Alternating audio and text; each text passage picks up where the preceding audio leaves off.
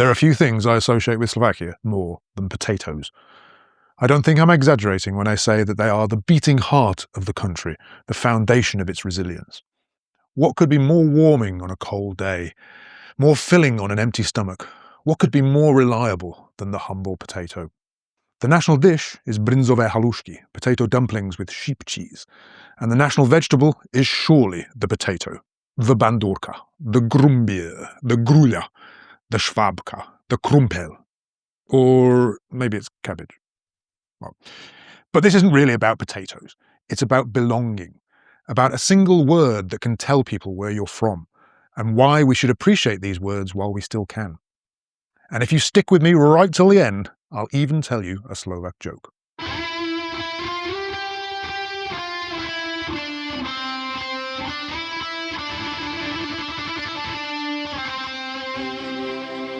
In response to my last episode about learning Slovak, there were an absolute ton of lovely and interesting comments.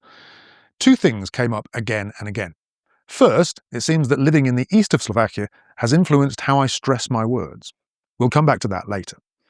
Second, Slovakia has some great dialects and a lot of words for potato. And which one you use depends on where in the country you're from. In other words, a potato can be a linguistic shibboleth. Say the wrong word in the wrong place and people notice. Say the right word and you belong. And Slovakia isn't unusual in this. Britain does exactly the same thing.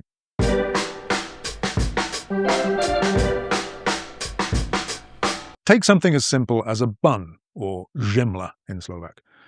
In the north of England, it's most commonly called a bun, or a barm. In the south, and in Scotland, it's often called a roll. In the Midlands, a cob. In Wales and Northern Ireland, a bap. Same object, different word. Instant geography. But sometimes it's not the word that gives you away.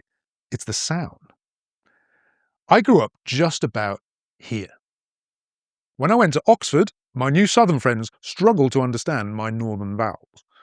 I would say for air. So for example, I'd say, I'm just going to get some fresh air. And they'd say, what? Now, I don't think they actually had that much trouble understanding me. It was just weird for them. Or, maybe they liked winding me up. But repeating the same words again and again gets old pretty quickly.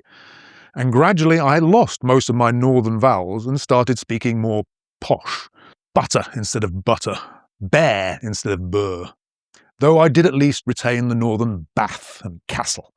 Even now, 30 years later, when I'm doing online shopping for my mum, I'll sometimes have to undo my posh accent so that she understands me. I'll be going through her favourites list. Chicken? Oh yes. Tomato soup? 4 cans, please. Digestives? 2 packets. And I'll get to buns, and without fail, I'll say, buns? And she'll say, what? And I'll say, buns? What? Buns! Bread rolls. Oh, buns. Yes, Mum. The point is that we adapt the way we speak according to our situation, sometimes consciously, sometimes not. I've done much the same thing in Slovak.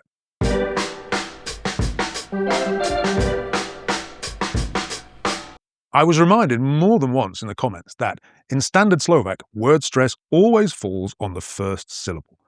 So hospital is NEmocnica. The places I've lived are Humenné, Košice.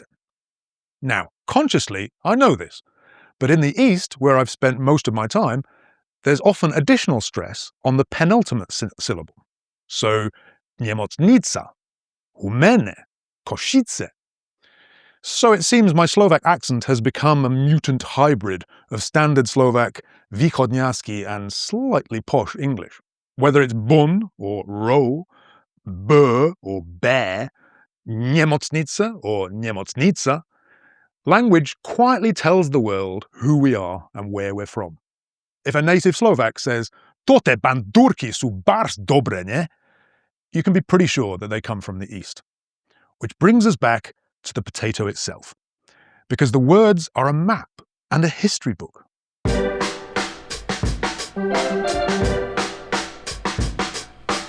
In English, you basically have spuds as the universal informal word for potatoes, and tatties in Scotland. In Slovak, You have zemiak as the standard form, from zemské jablko, or earth apple, like pomme de terre in French or erdäpfel in German. Related to these, we have erdäpfel, zemak and zemnak in the west of Slovakia. And then there are many, many more words, almost all of them from German, sometimes maybe via another language. From a German dialect for earth pear instead of earth apple, Grundbirne, we get the Western Slovak grumbier, grumbol, and krumpel, the Hungarian krumpli, the widespread Slovak krumpeľ, krompel, krompľa, gruľa and gruľa, and the Eastern komper. Then there's the central and northern švábka from a region in Germany, and finally the Eastern kartofle from the standard German word, and bandurka, which together with the Czech brambor ultimately comes from Brandenburg, also in Germany. These aren't random variations, they're history, trade routes, migration, empires, neighbours. And just like bun and burr in English, these words are identifiers. Say the wrong one in the wrong place and people notice. Say the right one and you belong. But the question isn't just how we speak.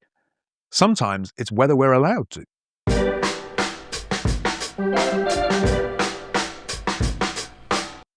Things have changed in the UK in the 30 years since I was at Oxford, and even more since the BBC English of the 1940s and 50s. This is the BBC. Here is the news. The media is now positively bursting with regional accents and dialects, not just as a source of humour, but everywhere.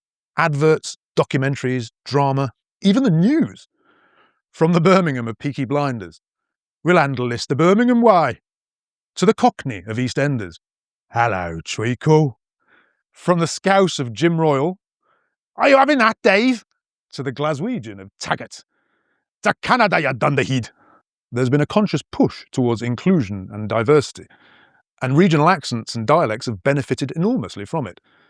Kids now have role models who speak in all manner of non-standard ways. And while my 90-year-old mum might say, "Oh, I can't stand that Paddy McGuinness," I suspect that he and others like him have made many Northerners feel more comfortable about retaining their accents. Slovakia has taken a different path. The overwhelming focus is on standard Slovak. The push is towards conformity rather than plurality. But the reasons given don't really ring true.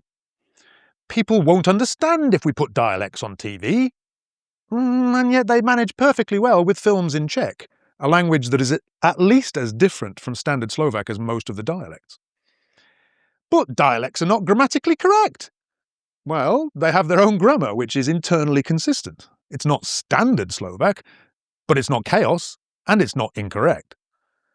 And there seems to be a contradiction between the way Slovakia so proudly and rightly celebrates folk costumes, Easter customs, regional dances, and traditional food, and yet so rarely allows dialects into national media. I guess the explanation is that as a small and relatively young country, Slovakia has not had the luxury of promoting diversity of dialects in the way that Britain has. A unified standard language carries symbolic weight. It represents sovereignty, legitimacy, coherence. In that context, promoting standard Slovak in the media can be understood as a nation-binding instinct. One voice, clearly heard. There is also a practical logic. A single standard avoids privileging one region over another. It simplifies education. It signals professionalism. But something is being lost in this approach. Dialects are not costumes you dust off and put on for a festival. They are the sound of kitchens, playgrounds, bus stops, family tables. When they disappear from public life, the nation does not become weaker, perhaps, but it does become a little quieter, a bit flatter. Traditional potato-based food, halušky, lokše, pyrohy, is cooked, consumed and celebrated every day across Slovakia. It is in no danger of quietly disappearing, especially not while my wife has anything to say about it. She's quite the Bandurkomán. If I want to make her a special lunch, all I have to do is make sure that it contains potatoes. And she will regularly say things like, "You know what this tomato soup needs? A few potatoes. No, potatoes are safe. But dialects? A lot of my younger students only use them with their grandparents, if at all, which means their children will almost certainly never hear them. Dialects rarely disappear overnight. They just grow quieter year by year. And what does a country lose when it stops hearing all of its own voices?